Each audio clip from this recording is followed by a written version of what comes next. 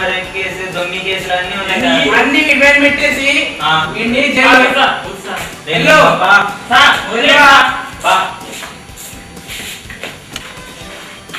అరే ఈ రోజు నుండి మనం మారిపోవాలిరా. అవునన్నా, మనం మారిపోయి ఏదో ఒక మంచి పని చేసుకోవాలమ్మా.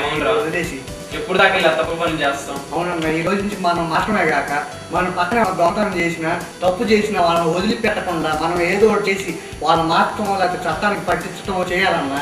ఈ మార్పు ఎలాగైనా సరే మనం వేరే వాళ్ళని కూడా మార్చడానికి ట్రై చేయాలన్నా. చాలా బాగా చెప్పావు. సరే వెళ్దాం. చూడటానికి ఏదో తప్పు చేసేలాగా ఉన్నారు. ఒకసారి వీళ్ళు ఏం చెప్పుకుంటారో మనకు విన్నాం.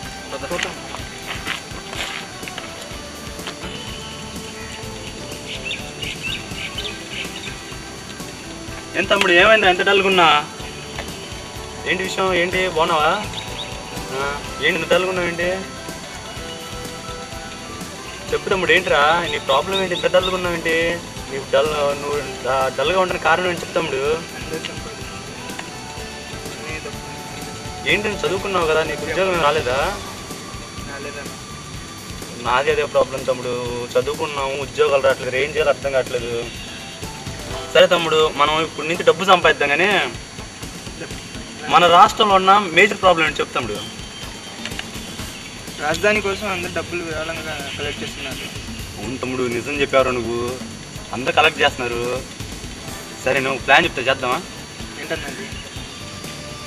మనం కూడా ఎలాగైనా సరే అందరి దగ్గరికి వెళ్దాం, డబ్బులు కలెక్ట్ చేద్దాం, బాగా కలెక్ట్ చేద్దాం. చిన్న డబ్బా కాదు తమ్ముడు, పెద్ద డబ్బా తీసుకుందాం, డబ్బులు బాగా కలెక్ట్ చేద్దాం. వాళ్ళకి పంపి కూడా మనం వాడేసుకుందాం తమ్ముడు. ఇదేదో బాగుందన్న. ఓకే తమ్ముడు, సరే వెళ్దామా? మరి ప్రారంభిద్దాం తమ్ముడు, ఇప్పటి నుంచి ప్రారంభిద్దాం. ఓకే. ఎంత పెద్ద ప్లాన్ వేసారన్నా. వీళ్ళు మా ఊళ్ళో కాదురా. అవునన్నా, మనం కనుక వీళ్ళిద్దరిని మార్చగలిగితే మనం మారేమని ప్రూవ్ చేసుకోవచ్చు అన్న. ఎలాగైనా సరే వీళ్ళిద్దరిని మార్చాలన్నా, వీళ్ళని ఫాలో అవ్వాలి. వెళ్దాం పదమ్మా. తమ్ముడు, మనం డబ్బులు వచ్చి డబ్బా కావాలి కదా, ఎక్కడుంది డెవలప్ తమ్ముడు? ఇదే డెవలప్ అన్న అనుకోన్నా ఎక్కడుంది? ఏం తమ్ముడు? తమ్ముడు నీది పెద్ద కన్నీరు. వెళ్దాంబా. తమ్ముడు పట్టుకో, నేను డబ్బులు అడుగుతా ఉంటా, మొదలు చేస్తా ఉంటా, నువ్వు డబ్బులు మారుతా ఉంటా. ఓకే ఓకే, బయలుదేరు. ఎవరున్నారబ్బా? వెళ్దాంబా.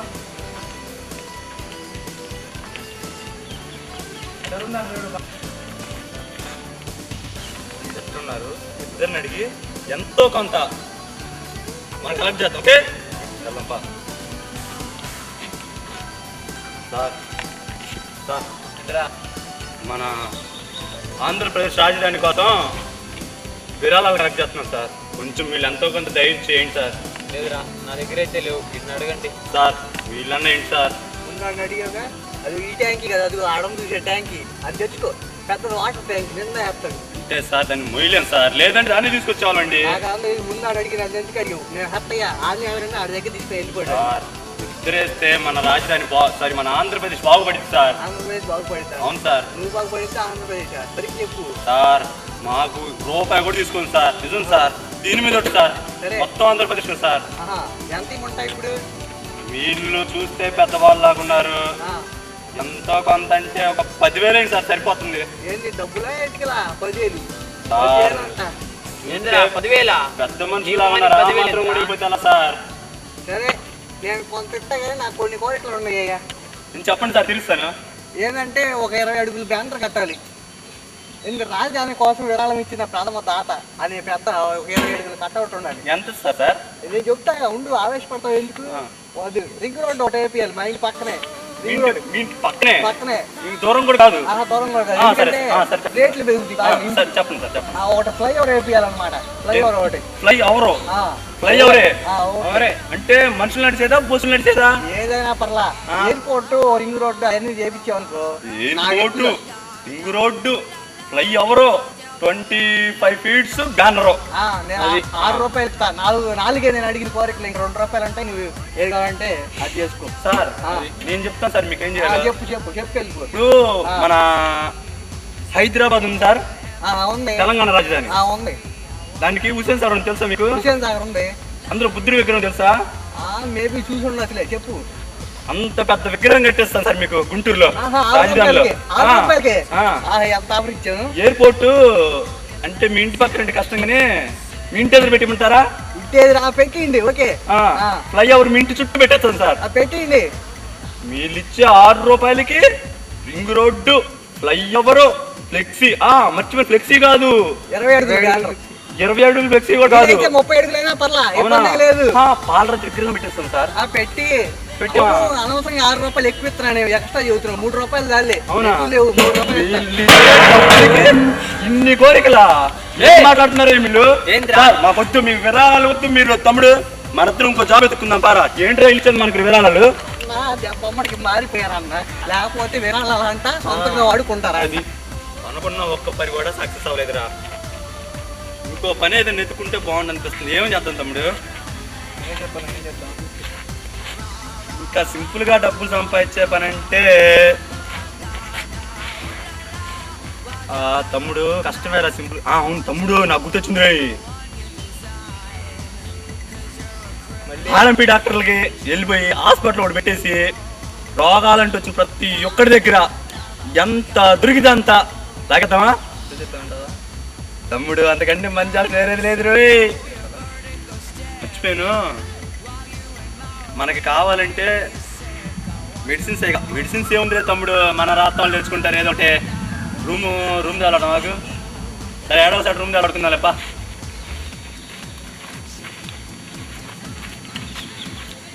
వీళ్ళు మాట్లాడుతు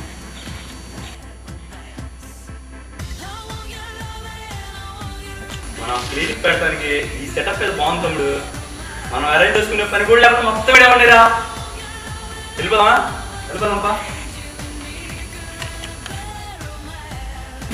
తమ్ముడు?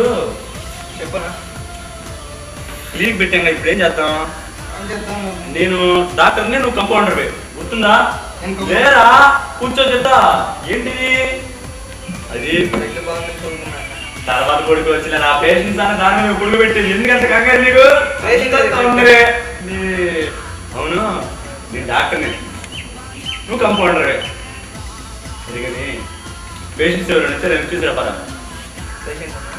త్వరగా పేషెంట్స్ రా. ఇద్దరున్నారా? మన పంట బండిని తీసుకొచ్చాయి. రండి.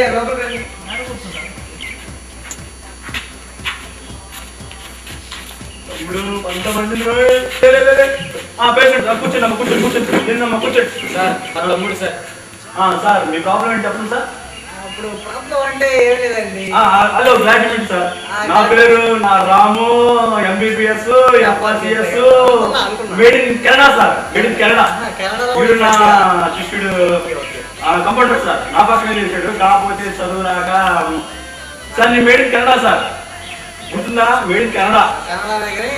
చెప్పేది ఏంటంటే, చెప్పండి సార్. నేను పొద్దున్నే టిఫిన్ చేస్తున్నాను, మధ్యాహ్నానికి ఎందుకు ఆకలి అవుతుందండి. ఆకలి అవ్వకుండా 2 టాబ్లెట్లు ఉంటాయి. ఆకలి అవ్వకుండా 2. అదేనా సార్ మీ ప్రాబ్లం? సార్ నా గుండె నిమిషానికి 72 సార్లు కొట్టుకుంటాండి. చాలా భయం ఉంది. 2 టాబ్లెట్లు పిచ్చోడా. మనిషి ఎవరికైనా గుండె నిమిషాలు 72 సార్లు కొట్టుకునేది. 2 నిమిషాలు 140 సార్లు కొట్టుకునేది. ప్రాబ్లం కూడా ఉందండి. చెప్పమ్మా. నాకు జాబ్ రావడానికి 2 టాబ్లెట్లు ఉంది. జాబ్ రావడానికి టాబ్లెట్లు? అవును, 2 నీకేం కావాలమ్మా? నాకు కూడా 2 ఇస్తే ప్రమోషన్ రావడానికి. ప్రమోషన్ కి, జాబ్ కి, ప్రమోషన్ కి. మా అన్నకి పెళ్లి కట్టలేదంట. 2 టాబ్లెట్లు ఇస్తే పెళ్లికి టాబ్లెట్లు. నాకు విడాకులు కావాలి. 2 టాబ్లెట్లు ఇస్తారా? విడాకులకి టాబ్లెట్లు. అవును, మన విరాళకి అందరూ నిన్నే కదా? అవును, నువ్వేగా. అవును, నువ్వేగా. పెళ్లికి టాబ్లెట్లు, విడాకులకి టాబ్లెట్లు, ప్రమోషన్ టాబ్లెట్లు. సార్ వద్దు సార్, నేను ఎలాంటి తప్పు పని చేయను సార్. నన్ను సార్, కష్టపడి మా ఊరికి నేను వెళ్ళి పని చేసుకొని కష్టపడి పోతాను సార్. ఇలాంటి తప్పు పనులు జీవితంలో చేయను సార్. క్షమించండి సార్, నన్ను క్షమించండి సార్. ఎప్పుడైనా ఎక్కడైనా ఆ బిజినెస్ ఈ బిజినెస్ అని చెప్పి జనాల దగ్గర మోసాలు చేస్తాను ట్రై చేసాము. మీకు ఉంటుంది. అది ఎప్పుడైనా సరే మేమే ఉంటాం. ఎక్కడైనా ఇంకా. సరే తప్పు చేయము, తప్పు జరగలేము. ఇదే గుర్తు పెట్టుకోండి. ఎవరైనా సరే తప్పు అనేది ఎవరు చేయొద్దు. మీరు మార్చుకోవద్దు, ఎవరి చేతిలో మార్చుకోవద్దు. ఇక్కడ నుంచి అందరూ నీతిగా నిజాయితీగా బతుకుతాం, కష్టపడి చదువుదాం, మన తల్లిదండ్రుల యొక్క ఆశయాలు నిలబెడదాం. అంతవరకు మనం పోరాడదాం. Okay sir, thank you sir, thank you sir. మీరే మా మార్గదర్శులు సార్. సార్ ఓకే సార్, ఇప్పటి నుంచి మీరే మా మార్గదర్శులు. ఓకే సార్, వస్తాం సార్, బాయ్ సార్. ఎలాగైనా సరే మనం మార్చేసామన్నా, మనం గెలిచినట్టే. ఈరోజు గెలిచినట్టే. మనం కష్టపడి పని చేసి మంచి పేరు తెచ్చుకొని ఏదన్నా మంచి జాబ్ చూసుకున్నామన్నా, వెళ్ళం పదన్నా.